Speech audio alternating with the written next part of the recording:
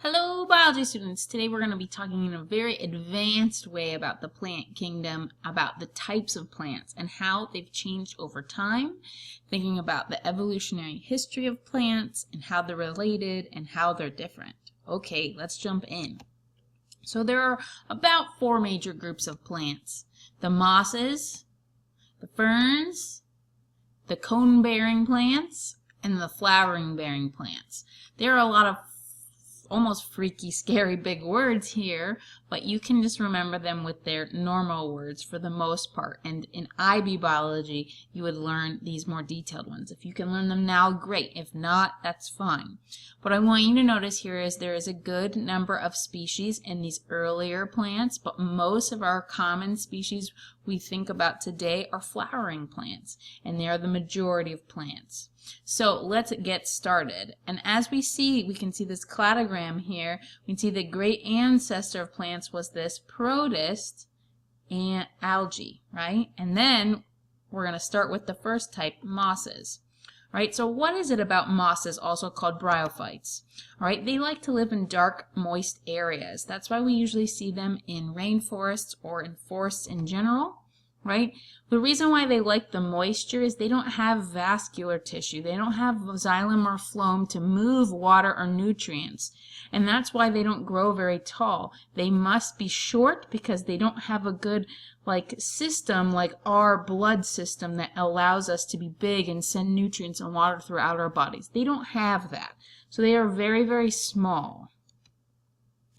They reproduce by making spores. Spores for them is an asexual type of reproduction, and it requires water mostly to move those spores around to find new places to grow their asexual clones.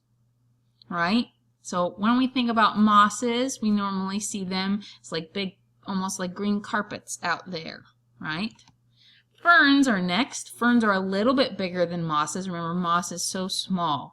Ferns, right, I'm not even going to try to pronounce this because I always butcher it. They also require wet habitats. We see them a lot in rainforests or really wet deciduous areas. And they evolved about 350 million years ago. Their large leaves are called fronds. That's what this thing is. That's why they're really big. You might remember seeing pictures of them in movies like Jurassic Park or something like that. And that's because they like to absorb a lot of sunlight for photosynthesis with those big, large leaves. They also reproduce with spores. Unlike the mosses, they though do have some vascular tissue which allows them to be a little bit bigger and be a little bit more successful even when water's not always there, but they do prefer wet habitats. Next is when we start moving into things that do sexual reproduction. Remember that sexual reproduction is very advantageous, right? So we have vascular tissue as a derived characteristic for ferns, and our derived characteristic is seeds, which is a sexual reproductive type of thing. All right, so these guys make seeds. So they make seeds by using cones. Conifers are cone plants. The male cones are small and they produce pollen. Female cones are much larger and they have ovules. Those are the eggs, and they receive the pollen.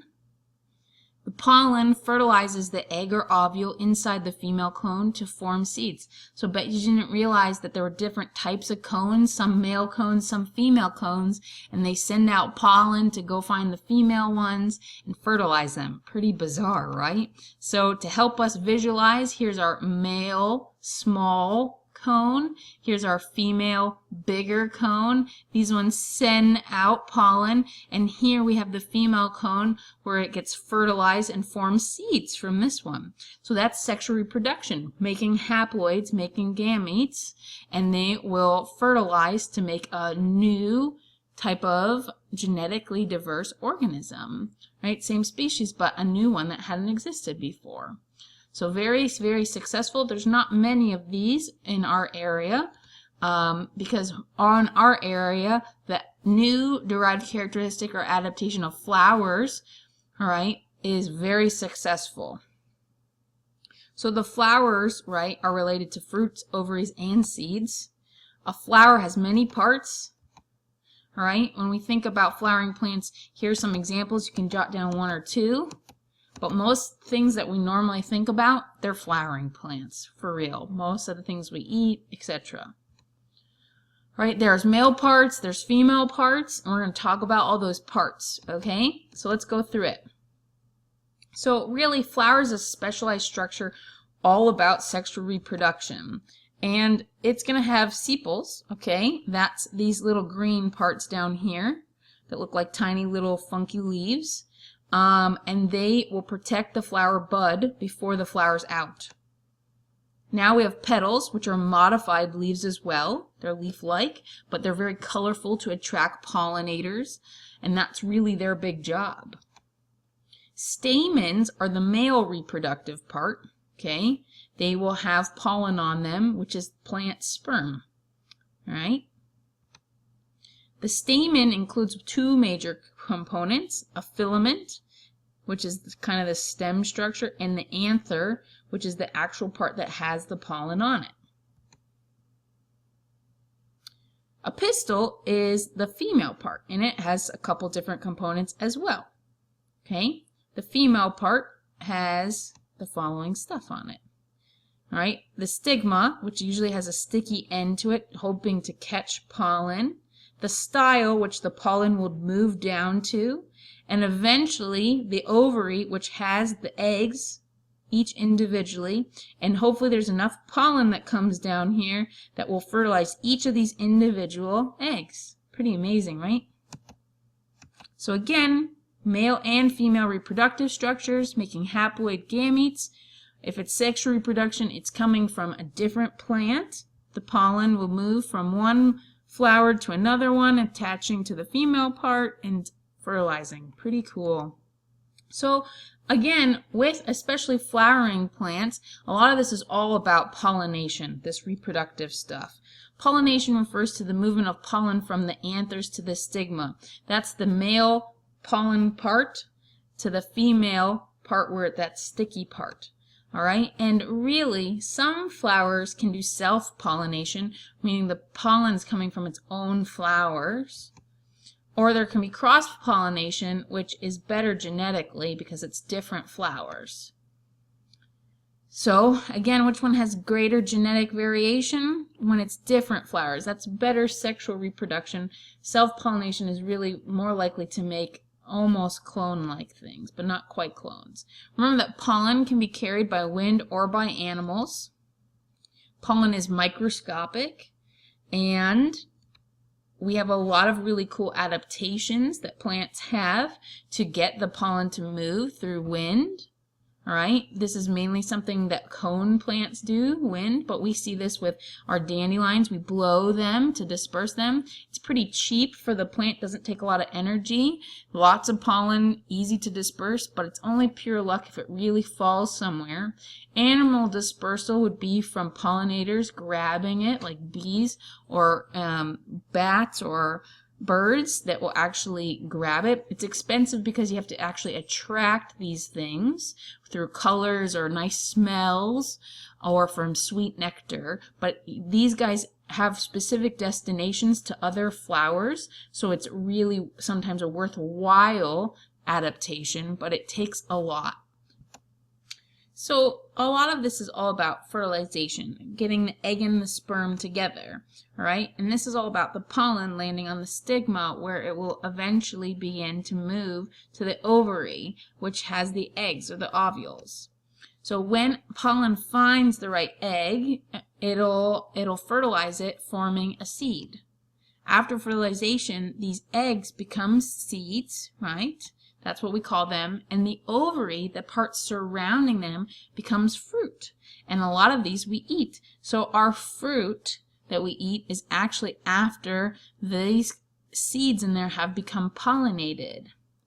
Have become fertilized. So yes, you are eating eggs and ovaries every time you eat fruit, whether it was a pumpkin or tomato or whatever. That is eggs and ovaries. Pretty weird. So again, a lot of what we talked about was then now how do we get those seeds to disperse? So this can be through wind, all right? This would be if the seed looks lightweight, we can think about our maple seeds or our dandelions. We also could be dispersing by water. Things like coconut do that. They float really well in water. Many things disperse by animals, and a lot of that is the stuff that the ovaries are edible, okay? And so what ends up happening is the seeds are inside the yummy ovaries or fruit, and it attracts the animals. It smells good. When the animal poopies or defecates, the seed will come out and grow into a new plant, and it already has a little bit of soil on it, nice nutrients to grow. Other types can attach to animal fur. We call these burrs. You might have sometimes gotten them on your pants and been like, ugh, get these off of me. And so these are two options to move by animals. Then when the seed is starting to grow, we call that seed germination. The early stages will be forming brand new baby leaves using energy stored in the seed. Later, after the leaves begin to form, they can start making their own food through photosynthesis. But seeds are an adaptation because the seed is energy storage before photosynthesis is super required. So really, the idea is seed stored food or energy. That's why we eat so many seeds, and they're pretty good for us. Like beans and nuts, they all have a lot of energy in them, whether it's lots of carbohydrates or whatnot. And that's pretty awesome. That's why seeds like it too. Lastly, we've learned all year that plants are important. Why?